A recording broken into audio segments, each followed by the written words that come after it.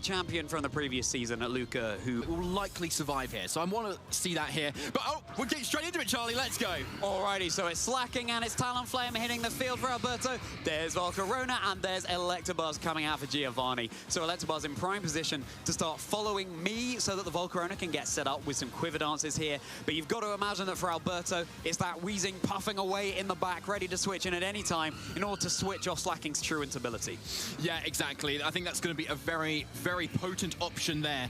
Now, the Volcarona and Electabuzz here both have Protect, so you can potentially just double Protect if you're Giovanni here and see what the Slacking's going to lock into, because you know you're probably going to be slower as soon as the Tailwind kind of goes up on Talonflame's end. And it just gives him a little more information as to what's going to go on next. Yeah, Talonflame, of course, with that Tailwind move, boosting the speed of the Pokemon on Alberto's side of the field for a few turns, and with priority being at full health, thanks to its Gale Wings ability still intact here. Now, all eyes on this Slacking, attempts to go for a knockoff into the Volcarona there, interestingly. Could have been getting rid of the Eviolite on the Electabuzz, but instead opting to get rid of the Covert Cloak on the Volcarona, which wisely keeps itself safe. Yeah, I really like that, because the Electabuzz has Terra Ghost on it. So if you lock into a normal move, then Giovanni has just an easy Terra Ghost follow me, and Slacking is doing nothing. Whereas knockoff is useful into either of these slots right now, so I really like that locking Alberto. Keeps it nice and safe, and here comes that Weezing! Yeah, fairly telegraph play here on the turn that Slacking would be taking a little nap thanks to Truant. The neutralizing gas is permeating through the area. Gonna be Electabuzz keeping Volcarona safe from this knockoff coming out from Slacking. The Eviolite removed from the Electabuzz is really huge. It makes it so much more softened up and ready to go down at any attack that might go in its way. And that's Volcarona doing a little boogie on the field, getting ready for the disco with that Quiver Dance.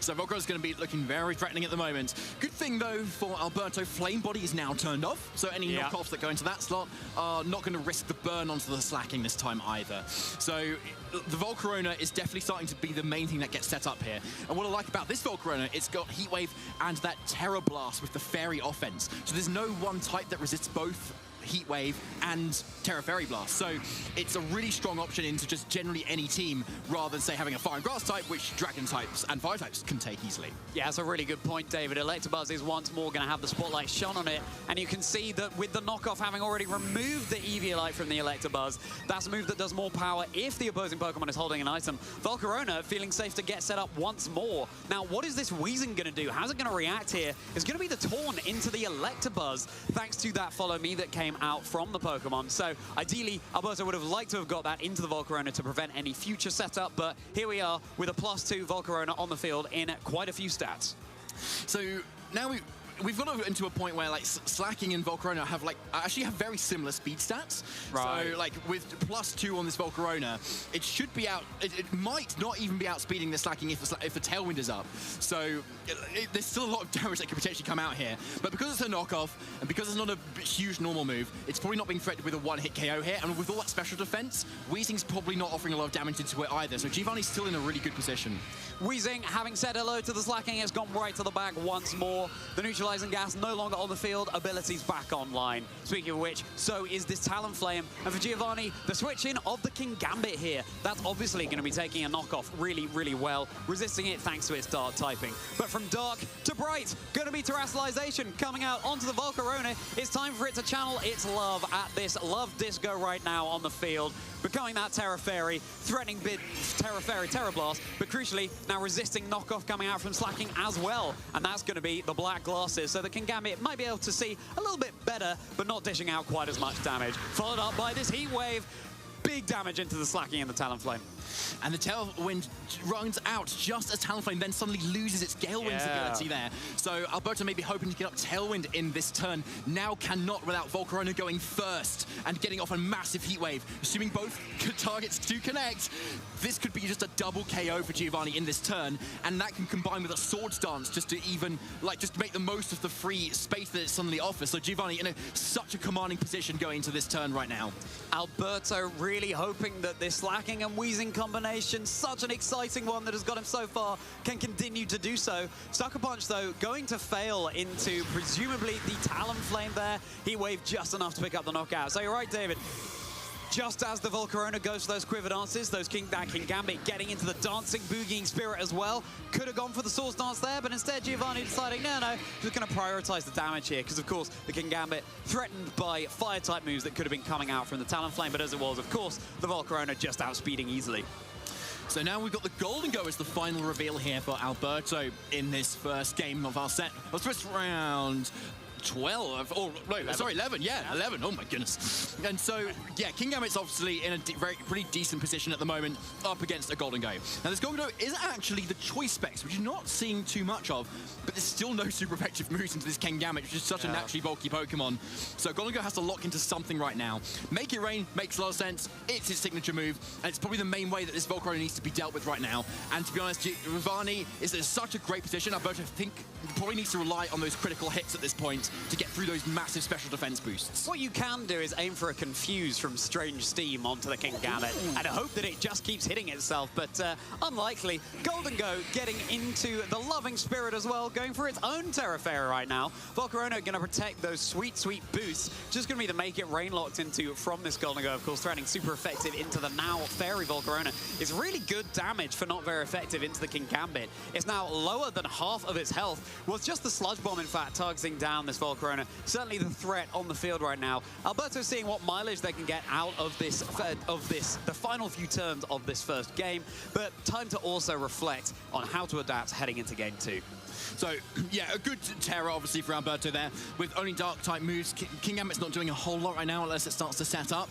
So it is definitely this Volcarona that is the main threat at the moment. Sucker Punch, there it is to the Weezing, not doing a whole lot, but let's see how much this Volcarona's going to do. Yeah, big heat wave targeting down, and yes, the oven is switched on. It is Golden Go and Weezing being absolutely cooked right now by this Volcarona. Giovanni claiming this game in the most convincing fashion possible. All 4 Pokemon remaining.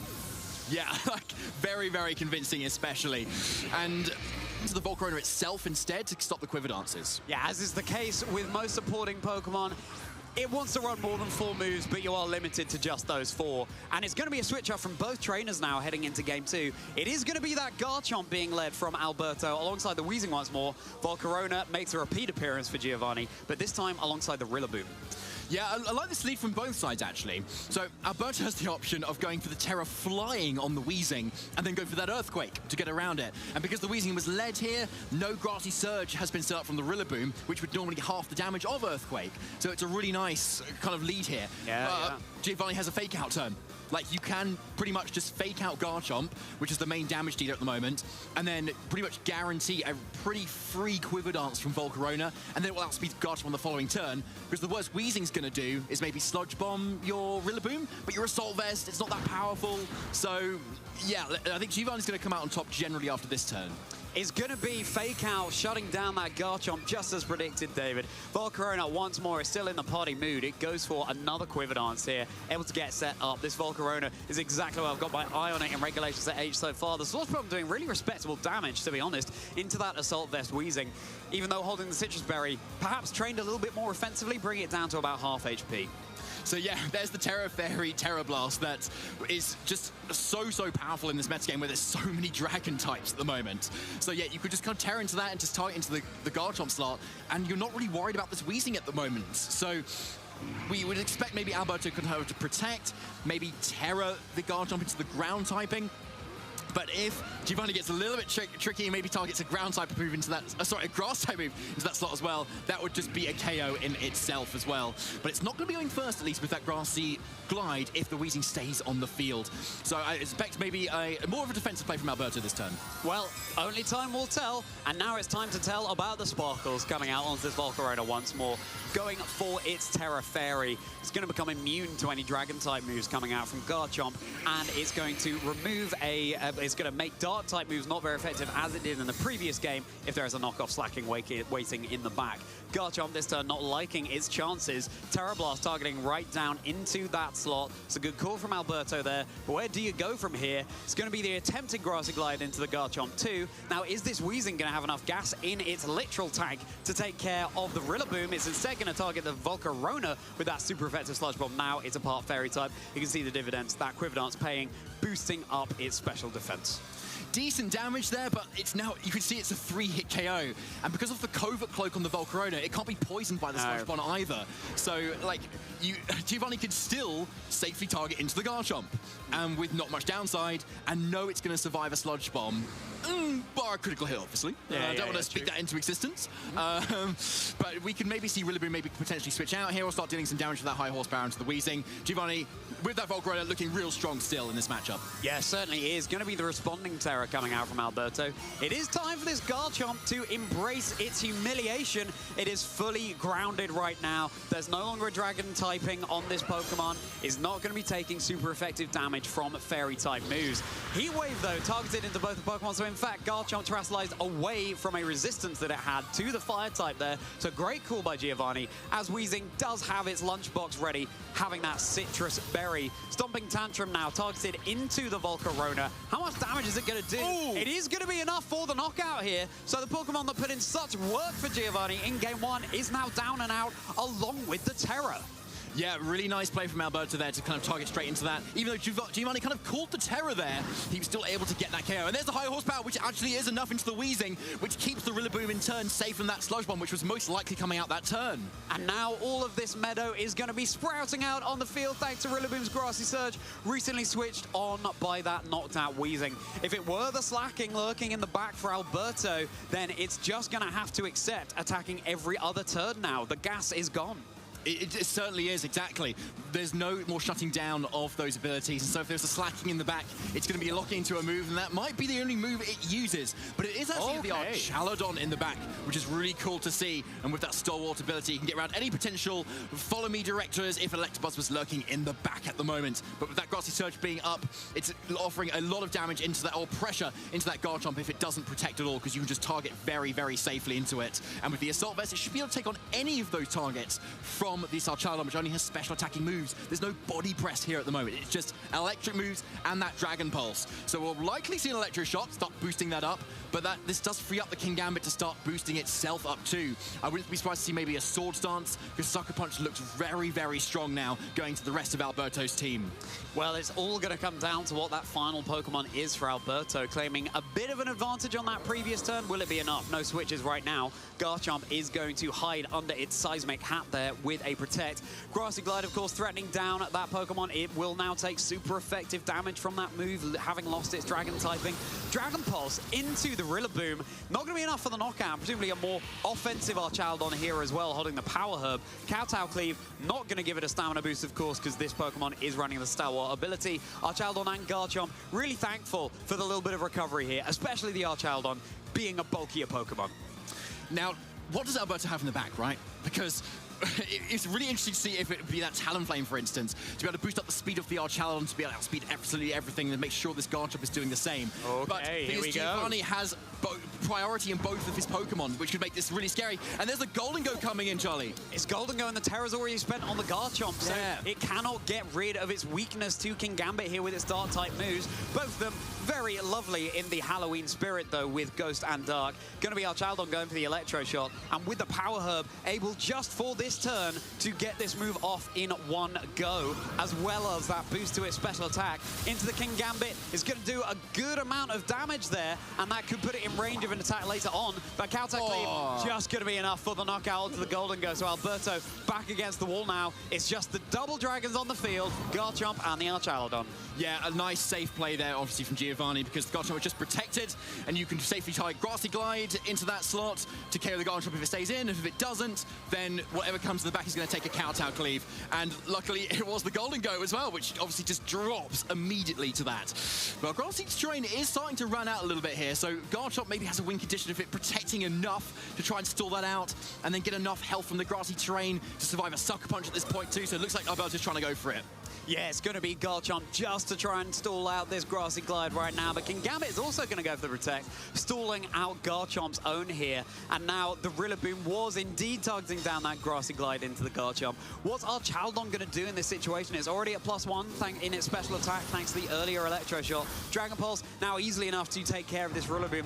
What's the Pokemon lurking in the back for Giovanni? Is there any way in which Alberto might be able to turn the tables here? Worth reminding you that this Archaldon does indeed have Protect, so can keep itself safe from an Earthquake that could come out from this Garchomp, and it will be the Sneasler. So both the Pokemon on Giovanni's side are weak to that ground move. And Sneasler is just naturally very speedy, and like with close combat, it should be able to actually KO either of these slots as soon as it targets into it. So again, the Garchomp's just protected. It is just a free slot to target into right now. And with those black glasses, I imagine Sucker Punch is probably easy enough for that Garchomp, and then you just target close combat into that Archaldon. It should pretty much be a lock, unless there's some crazy bulk training that Alberto's done in some of his Pokemon. We'll have to see if he's done it. Let's see, because it's gonna be the fight for that top cut if he doesn't get it, or if he does. Is Alberto gonna make top cut with a Wheezing and a Slacking? We're about to find out in the last few moments of our Game 2 Swiss Round 11 here at the little regional championships. Garchomp is gonna attempt to double protect. It's a move that gets less likely to work each time you use it, but of course the Sucker Punch therefore is gonna fail into the Garchomp here. So a bit of an opening, close combat targeted into the Archaldon, gonna be enough for the knockout here. If this Garchomp has gone for the Earthquake, gonna be huge damage, but then of course you've got the Focus Sash on the Sneasler, so you cannot get rid of it in just one turn. Garchomp is gonna have its HP a little bit restored here, but having gone for the double protect on the previous turn, now you're so vulnerable to a Sucker Punch on this coming turn. Yeah, it's looking like, unless the Sneasler is for some reason super slow, this Garchomp is probably gonna go down. And it's just the Sucker Punch. Giovanni Piscitelli is advancing to top cut. Congratulations to Giovanni at the Lille Regional Championships.